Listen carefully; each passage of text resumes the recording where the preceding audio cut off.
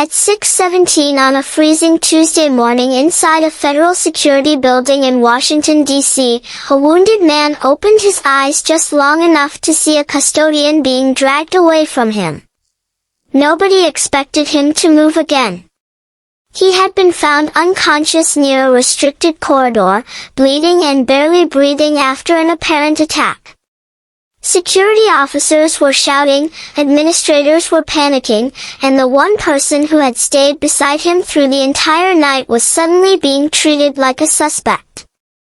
Then, as two officers reached for the custodian's arms, the wounded man suddenly pushed himself upright.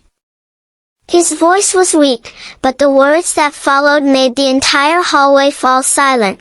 "Don't touch him. He saved my life."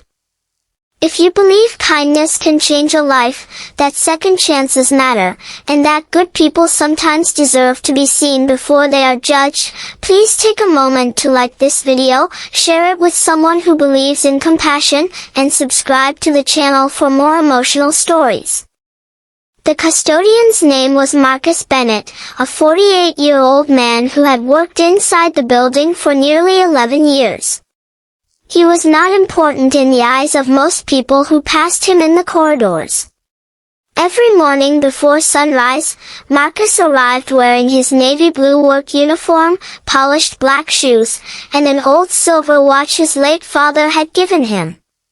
He cleaned offices, emptied wastebaskets, polished floors, and quietly fixed the little things nobody else noticed.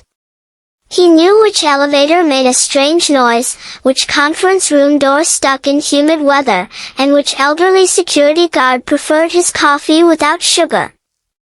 Marcus had learned long ago that people often looked through custodians rather than at them. He never complained. He simply believed that doing an honest job well was something worth being proud of.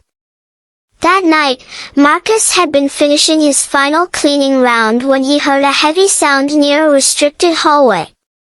At first, he assumed something had fallen. Then he saw a man lying against the wall. The stranger was wearing ordinary dark clothing, but there was something about him that immediately made Marcus realize this was not a normal accident. The man had a serious wound and was struggling to breathe. Marcus could have walked away. He could have called security and left the scene. Instead, he dropped his cleaning cart and ran toward him. Marcus remembered enough from a workplace emergency course to know that the injured man needed help immediately. He used a clean cloth from his cart to apply pressure, called emergency personnel, and stayed beside the stranger. The man drifted in and out of consciousness several times. Marcus kept talking to him calmly, telling him to stay awake and keep breathing. When the man became unresponsive, Marcus refused to leave. He stayed on the cold floor for nearly 40 minutes until medical personnel arrived. But while Marcus was helping, someone else was watching. Security cameras later showed a shadowed figure entering the corridor shortly before Marcus discovered the wounded man. The person disappeared before officers arrived, leaving behind a confusing trail that made the situation even more serious. The injured man was transported to a secure medical facility, while Marcus was taken into a conference room and questioned. He answered every question honestly. He explained exactly what he had seen, what he had done, and where he had been working. Yet suspicion grew when investigators discovered that Marcus had entered an area he was not normally assigned to clean. Nobody seemed interested in why he had entered. They only wanted to know how he had gotten there. Within hours, an administrator decided Marcus should be removed from the building until the investigation was completed. For Marcus, the decision felt like a punch to the chest. This building had been his second home. His entire adult life had been built around quiet work, keeping his head down, paying his bills, and caring for his teenage daughter, Grace. He had never been arrested, never caused trouble, and never been accused of anything serious. Still, because he wore a custodian's uniform instead of a suit, people seemed ready to believe the worst. Marcus stood near the security entrance while an officer collected his access badge. His hands trembled slightly as he thought about Grace waiting for him at home. He had promised her that evening that he would help with a school project. Now he did not even know whether he would have a job the next morning. Then something unexpected happened. Inside the secure medical room several floors away, the wounded man began to regain consciousness. His name was Jonathan Reed. To most people, he was simply an injured government employee. But his real work had been hidden behind layers of secrecy. Jonathan had spent years working as an intelligence operative, traveling under different identities and protecting information that could put lives at risk. The attack against him had not been random. When Jonathan opened his eyes, the first thing he remembered was Marcus. He remembered the custodian kneeling beside him. He remembered Marcus refusing to leave. Most importantly, he remembered something Marcus had said while believing Jonathan might never wake up. Marcus had told him that no matter who he was, no matter what had happened, he was still a human being who deserved someone to stay. Jonathan immediately asked where Marcus was. When he learned that the custodian was being removed from the building, Jonathan became visibly agitated. Medical staff tried to keep him lying down, but Jonathan pushed himself upright despite the pain. Security personnel entered the room when they heard the commotion. Jonathan demanded to know who had ordered Marcus's removal. Nobody answered quickly enough. Jonathan then revealed that Marcus had not only saved him, but had unknowingly interrupted the attacker's plan. The cloth Marcus had used to help him contained traces of evidence that could identify the direction from which the attacker had approached. Marcus's cleaning cart had also captured something investigators had overlooked, a tiny reflection in one of its polished metal surfaces. That reflection showed the attacker's face. Suddenly, the entire investigation changed. Marcus was brought back into the building, but he refused to celebrate.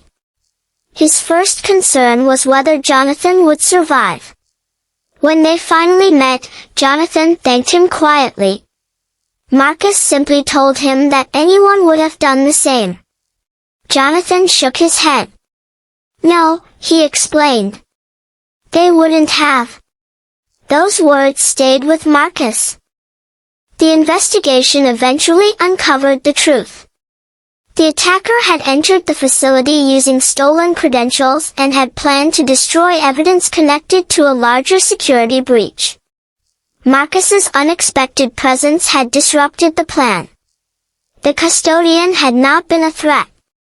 He had been the reason the wounded operative was still alive and the reason investigators had found their first real lead. Months later, Marcus returned to the building wearing the same navy blue uniform. But something had changed. People who once walked past him without looking now stopped to greet him. Security officers thanked him. Administrators apologized.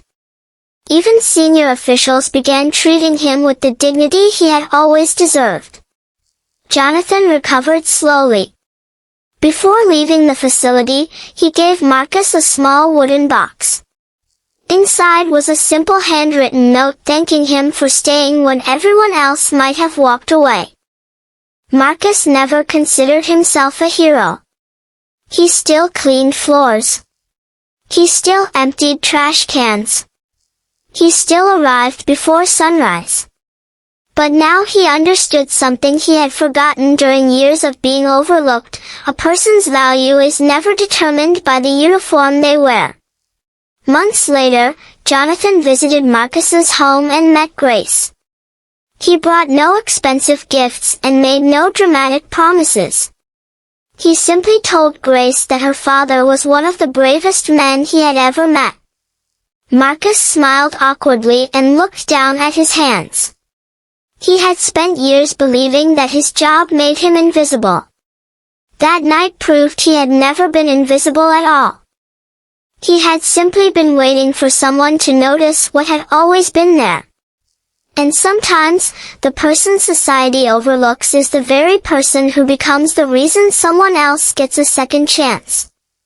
If this story touched your heart, please like the video, share it with someone who needs to hear that kindness still matters, and subscribe for more stories about courage, compassion, and second chances. Before the story ends, I have one special request. Comment, "Kindness is never invisible," if you believe one small act of compassion can change someone's life. Because Marcus never knew the wounded stranger's name when he chose to stay beside him. He never knew the secrets that man carried. He never knew his decision would change his own life. He only knew that someone was hurt, someone needed help, and walking away was not an option. And sometimes, that is what courage really looks like, not standing in the spotlight, but quietly staying beside someone when nobody else does.